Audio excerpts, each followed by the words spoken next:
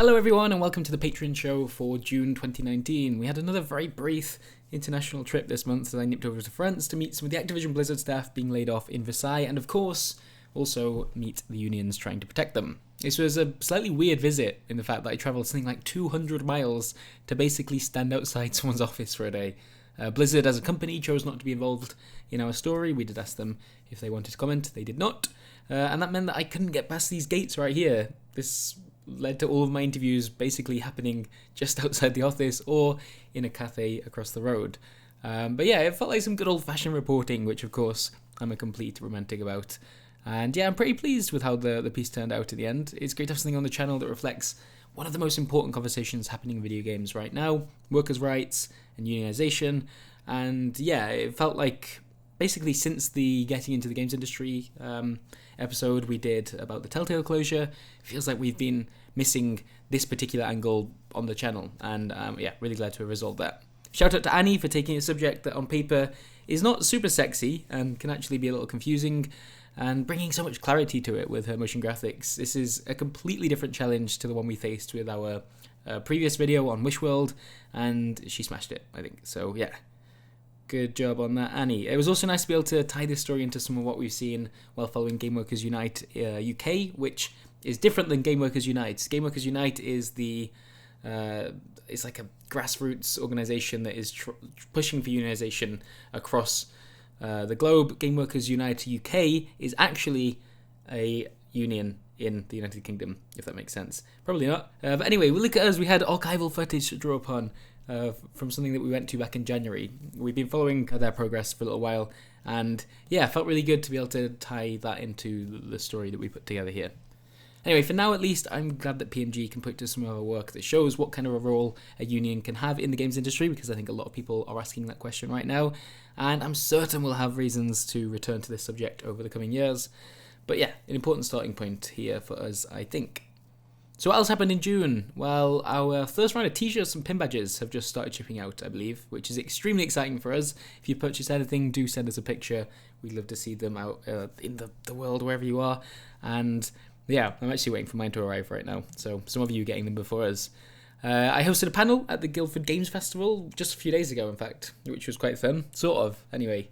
I was joined by Peter Molyneux, hopefully needs no introduction after our massive interview with him a couple of months ago, as well as some other fantastic people who've been working in games about as long as I've been alive, or, well, close enough anyway. I don't think it's online anywhere, unfortunately, but the panel was focused mostly on the impact Guildford has on the games industry. If you're not from the UK, Guildford is a fairly small town. I think it's got like a population of 50, 60,000, something like that. But it's had this enormous impact on the games industry in the UK. Mostly because Peter Molyneux started Bullfrog there, and then eventually Lionhead, and yeah, lots of other sort of game developers gravitated towards that area because of those studios being there in the first place. Yeah, it's a really important town for games in this country. And a local MP was in attendance, who at one point asked when computer games became gaming. So we did have some work to do in terms of getting people to take this industry a little more seriously. I found that pretty frustrating, to be completely honest. I'm getting quite bored of hearing politicians talk about how new the games industry is and how exciting it is, and how, did you know it's worth something like £6 billion to the UK? Yes, we did know that. And to be honest, if you're the MP for Guildford, you probably shouldn't have waited until the car journey over here to find that out for yourself. Gosh, I am getting worked up. It must be the heat. Yeah, it was funny talking to people about how their careers began in Guildford as well, because in a way mine sort of did too. Back before I worked at Eurogamer or even Video Gamer or anywhere in the games media, I had my own little YouTube channel, which you can't find anymore because it's naff, and thankfully I pulled all those videos in the end, I think.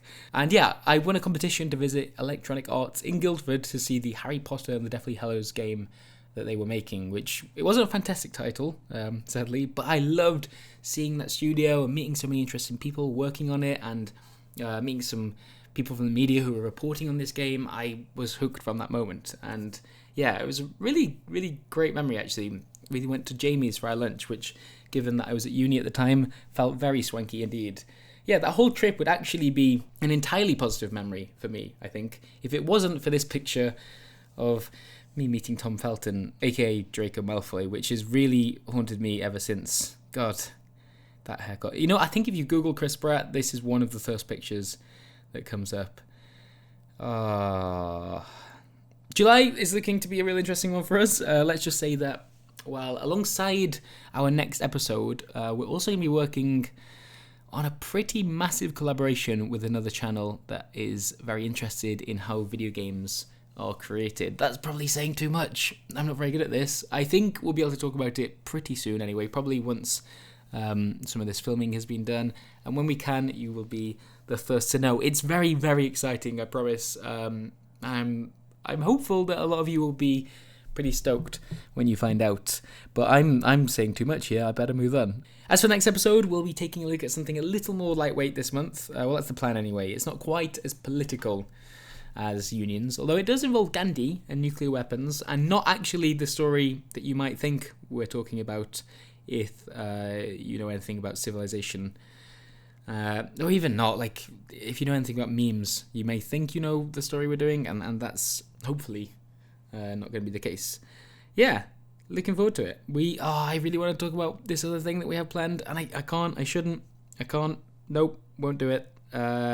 Thank you so much for supporting what we do here at People Make Games. It's been really fun just to be able to take a couple of days to go to France to report on a story about unions. It's not something I think I would have had the opportunity to do in my previous jobs, not because they didn't care about those topics, but because it takes a lot of time and effort and money, I guess. It takes like a financial commitment, and we were able to do that because we are supported by all of you on Patreon. So yeah, if you did enjoy that video, that one just couldn't happen without you. So thanks. And yeah, we'll see you soon with, I guess our next episode will be probably towards the end of the month. So what's next? Oh, we're going to be doing a director's commentary for the Union story for people in the behind the scenes tier. That's going to come probably start of next week. And yeah, as soon as I can tell you about this thing, I will. I promise. Nope.